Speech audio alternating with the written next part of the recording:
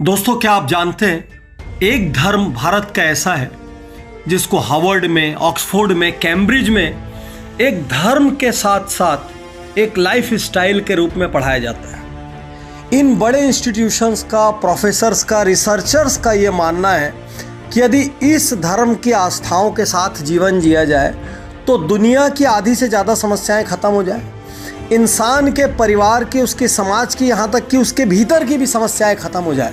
दोस्तों, वो धर्म है जैनिज़्म। और आज मैं आपको जैनिज़्म के 5 ए बताने जा रहा हूँ। इन 5 ए को अपनाकर आप जीवन में, व्यापार में, परिवार में, समाज में कहीं भी बेतहाशा तरक्की और समृद्धि हासिल कर सकते हैं। आप सदा स्वस्थ रह सकते हैं, भीतर से खुश रह सकते हैं और इस तनाव भरी दुनिया का हर क्षण आनंद से बिता सकते हैं। दोस्तों, क्या है वो 5 ए? उसके पहले मैं ये बताऊं कि लोगों को ये भ्रम है कि जैनिज़्म जो है भगवान महावीर से शुरू हुआ है, क्योंकि महावीर जयंती के नाम से हमको एक हॉलीडे मिलता चला आया है, इसलिए सबको ये लगता है कि जैनिज़्म मीन्स भगवान महावीर।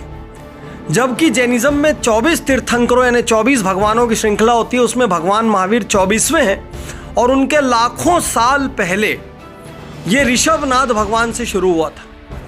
खास बात ये कि इस धर्म के अंदर साइंस इतना ज़्यादा छुपा हुआ है कि इसको हेल्थ के लिए और पर्सनल हैप्पीनेस के लिए सबसे बेस्ट रिलीजन्स में से एक माना गया है। यहाँ तक कि ग्लोबल प्रॉब्लम्स का सॉल्यूशन इसमें छुपा है। तो आइए देखते हैं कौन कौन से वो ए हैं जो एक कॉमन व्यूअर के जीवन में काम आ सकते हैं। सबसे पहला ए, अपोलॉजी डे।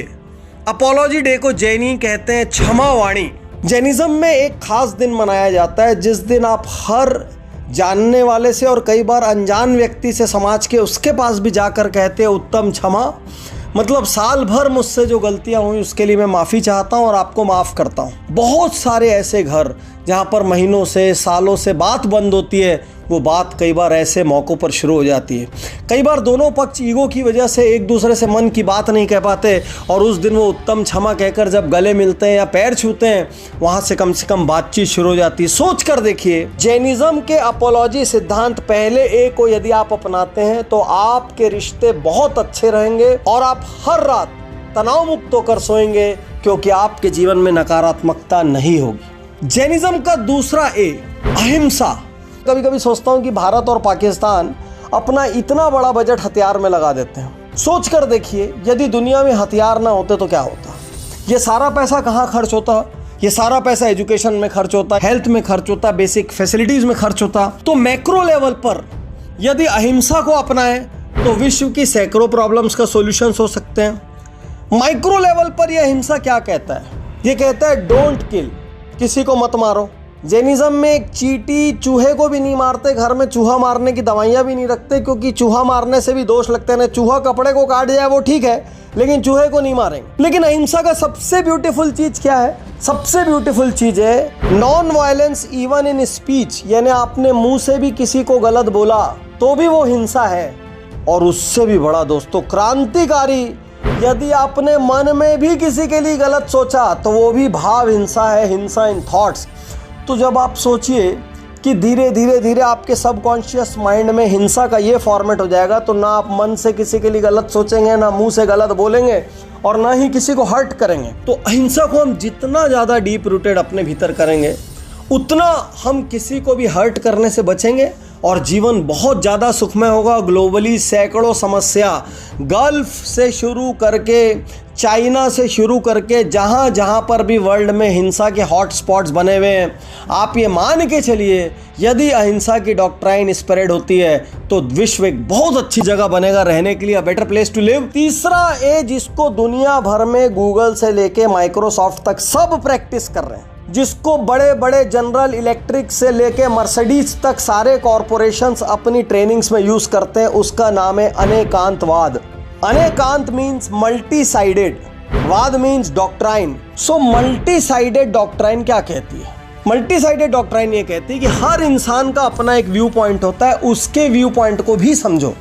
तो कभी कभी जो कहते हैं ना कि सामने वाले के जूते में पैर डालकर देखो, बिजनेस में कहते हैं कस्टमर क्या सुनना चाहता है वो समझो, कस्टमर की रिक्वायरमेंट समझो, कस्टमर बन के सोचो। ये सब कुछ क्या है? अनेकांतवाद।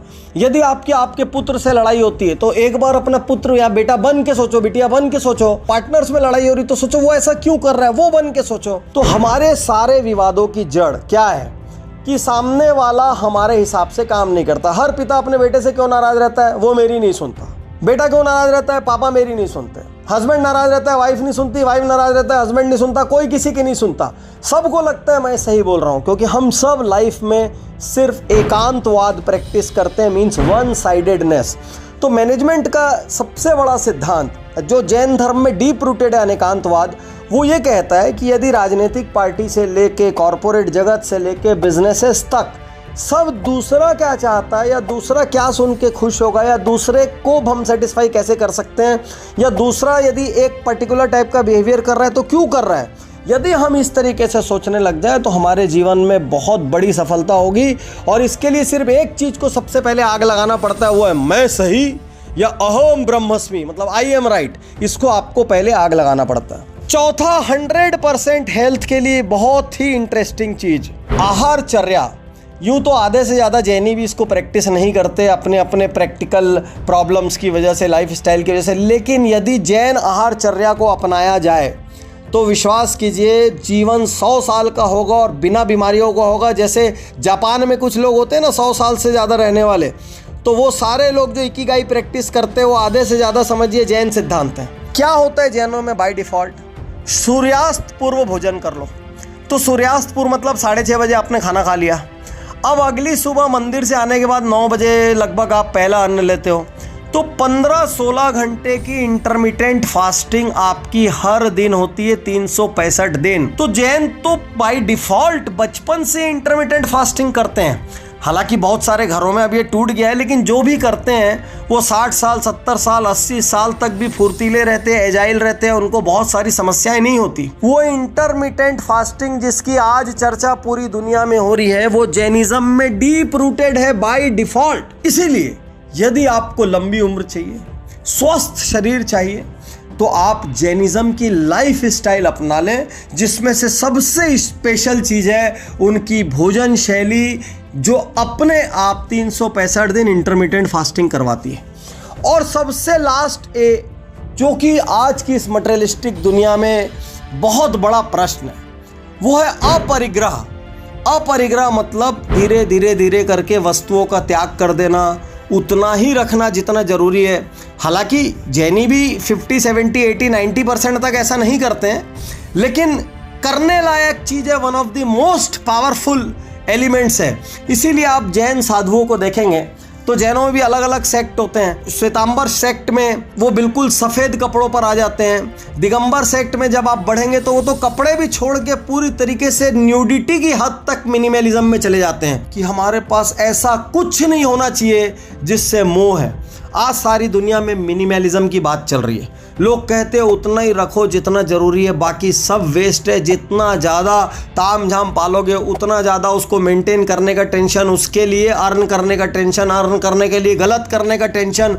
तो जैनिज्म कहता है अपरिग्रह, मतलब उतना ही रखो जितना ज़रूरी है, बाकी जितना एक्स्ट्रा है उसको दान करते चले जाओ। क्योंकि आज हमारे असंतुष्ट रहने का मेन कारण क्या है? दूसरे के पास एक्स मॉडल की गाड़ी है, हमारे पास नहीं है। दूसरे के पास इतना बड़ा बंगला है, हमारे पास नहीं है। उसका बच्चा इतने बड़े स्कूल कॉलेज में जाता है, हमारा नहीं जाता। उसके पास इतनी बढ़िया ज्वेलरी है, हमारे पास नहीं है। हमारा मेन प्रॉब्लम क्या है कि दूसरों के पास XYZ है और हमारे पास नहीं है। यदि यही अपरिग्रह या मिनिमलिज्म हमारी लिविंग फिलॉसफी होती तो इनफैक्ट हम ये परेशान हो रहे होते कि भाई मेरे पास ज़्यादा क्यों है भाई, कम कर जरा। तो मैं आज आपसे कहना चाहता हूँ कि यदि जैनिज्म के 5 प्रिंसिपल्स, 1 अपोलॉजी डे, 2 अहिंसा, 3 अनेकांतवाद, 4 आहारचर्या, 5 अपरिग्रह, ये 5A बहुत सिंपल 5 है। यदि आप याद रख ले, आप किसी भी धर्म के हो, पंथ के हो, भाषा के हो, बोली के हो, देश के हो, इससे कोई फर्क नहीं पड़ता। यदि हमको एक शानदार अद्भुत जीवन चाहिए जिसमें खूब हैप्पीनेस हो, जॉय हो, पीस हो, जिसमें खूब सारा सक्सेस भी हो, लेकिन उस सक्सेस के रास्ते में बहुत कुछ गलत ना करना पड़े, तो जैनिज्म एक आइडियल लाइफ स्टाइल है। दुनिया की टॉप मोस्ट यूनिवर्सिटीज़ ने जैनिज्म को एक लाइफ स्टाइल के रूप में दुनिया की बेस्ट लाइफ स्टाइल्स में से एक कहा है। तो आपको इसमें से सबसे अच्छा क्या लगा? आप क्या अपनाना चाहते हैं ये मुझे ज़रूर से ज़रूर बताएं। शुक्रिया, धन्यवाद, थैंक यू।